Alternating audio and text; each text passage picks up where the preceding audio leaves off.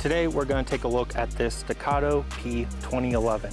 I've been shooting this gun for a while now and I wanted to give you guys my thoughts on it. A lot of you probably already know what a 2011 is. For a while I thought Staccato owned the 2011 market. I didn't realize that there were other options out there.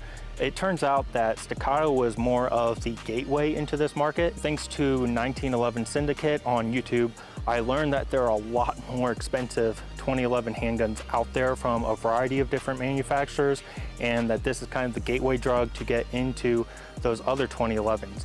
But now there's also some more affordable 2011s. For a while I owned a TSOS Night Stalker, and that was the 2011 that actually takes Staccato magazines, both the 17 and the 20 rounders. So that was very cool. Out of Turkey, it was very affordable, about $700.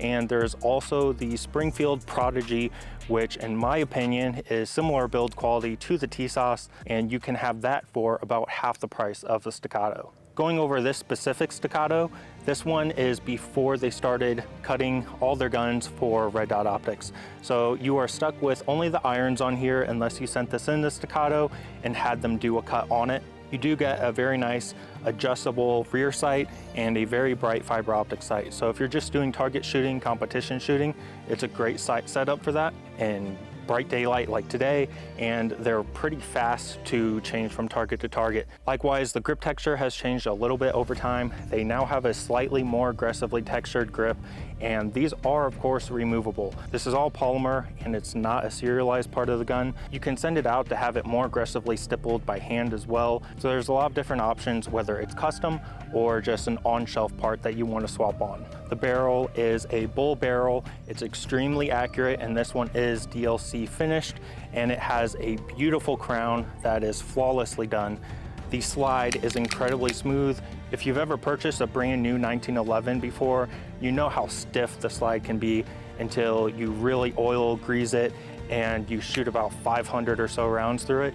This feels like an already well broken in 1911. There's really nothing that you can perfectly compare this to. It's just one of the smoothest feeling guns that I've ever felt. The trigger is also fantastic. So the gun is clear. You have basically no take up, a very crisp, very light break. The reset is almost immediate, and then you're already back at that wall and a crisp break again. There are even aftermarket triggers for the Staccato if you prefer a straight flat face trigger instead of this curved skeleton trigger. You can swap them out, but this is already so much better than anything else I've ever shot before that I really couldn't imagine wanting to switch this out. The slide is honestly a work of art.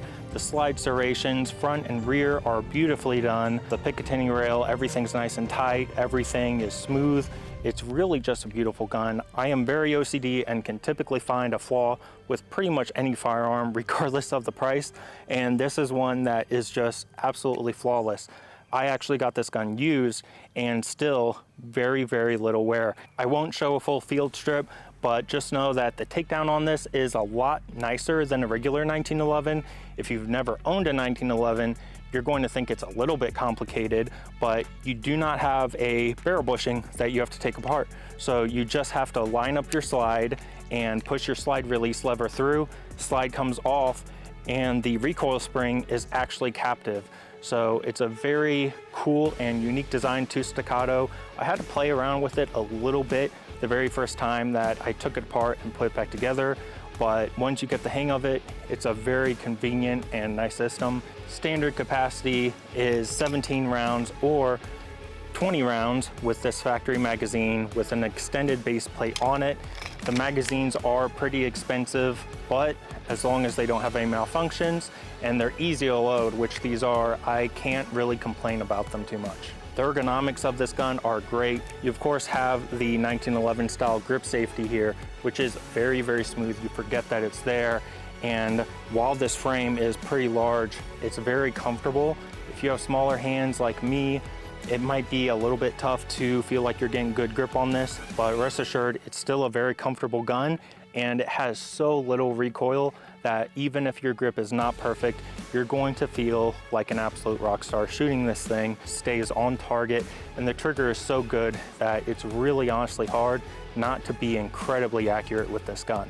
I have 15 3-inch bullseyes at 5 yards, going to shoot them as quickly as I can.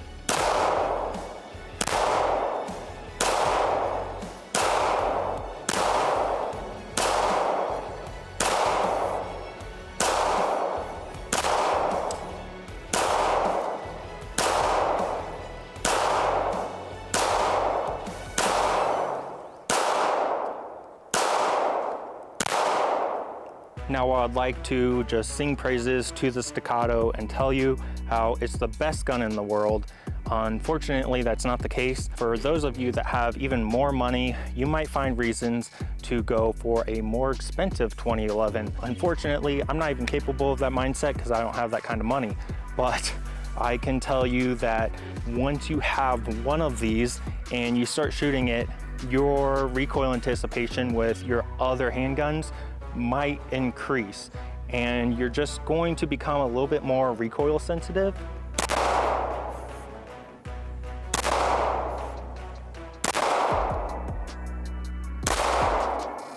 But once you get in a groove and you know exactly how the gun's gonna recoil, it recoils exactly the same every single time, staying relatively flat on target, and you can just start shooting a little bit quicker, and you don't take an accuracy penalty. It's really, really nice. I might be crazy, but me personally, I find it a little bit difficult if I'm shooting this for a while and then go back to any of my other handguns, whether they're 9mm or 45. I seem to notice the recoil a little bit more, and it takes me a little bit to get back in my groove. So if I were to commit to the 2011, which a lot of people do, I would want this model. I would probably want a carry gun like the C2, and maybe I would want a truck gun like the CS, kind of an in-between size. When you start adding up all of those different guns and you're adding an optic to all those, it's gonna add up very quickly. You're gonna be at like $10,000 in 3 handguns. Because personally, everyone that I know that has purchased a Staccato has purchased 2, 3, 4 of them. They don't stop at one, and that is something that I would be wary of. You know, on one side of the coin, yeah, it's that good. Once you buy one, even at that price, it's hard to swallow, but it's good enough that you're gonna want to buy more and more of them. But also, if you're not financially prepared for that and you don't have that kind of money, there's still other guns that shoot almost as well. For me, the Beretta M9A3 is less than half the price of this gun, and I can still shoot it almost just as well, and it's still low recoiling. So is the Staccato 2011 the end game of handguns? And honestly, for a lot of people, it is.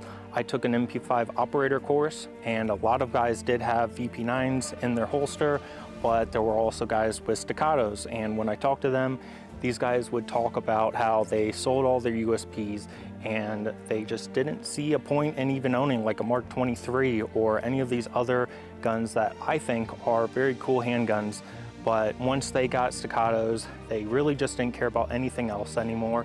I have a friend that is in law enforcement, and he's kind of the same way. He has a pretty cool gun collection and a lot of variety, but once he started shooting a Staccato, he just kind of became obsessed, and it becomes one of those things where you have one, you gotta have two, you gotta have three, and then nothing else really matters to them. So do you have the self-discipline to buy a Staccato for your collection, enjoy it, and not get rid of all your other guns? Do you care? Does that matter to you? They do shoot really, really well, but for me, it's one of those things you have to keep in mind that this is the price of a pretty nice rifle at the same time. So for a lot of people, it will be the end-all be-all, and it is a very good shooter.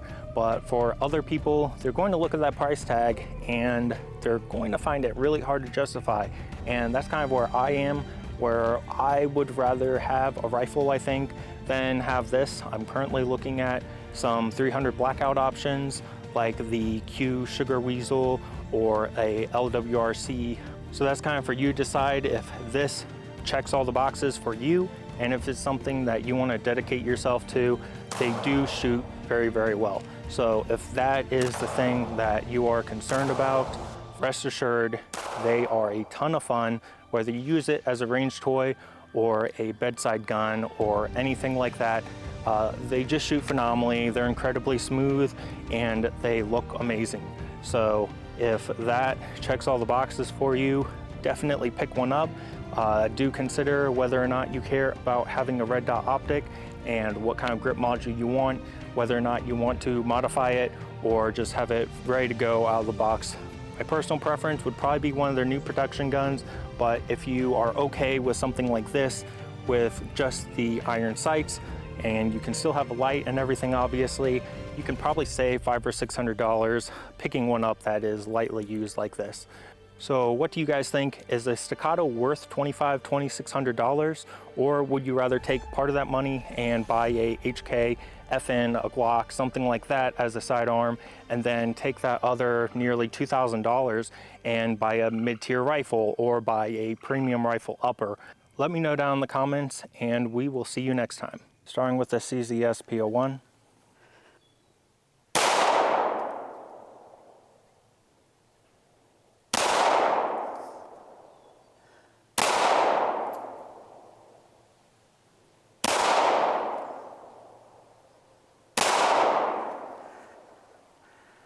Nice. First three of those, all bullseyes. Now back to back, trying the Staccato P.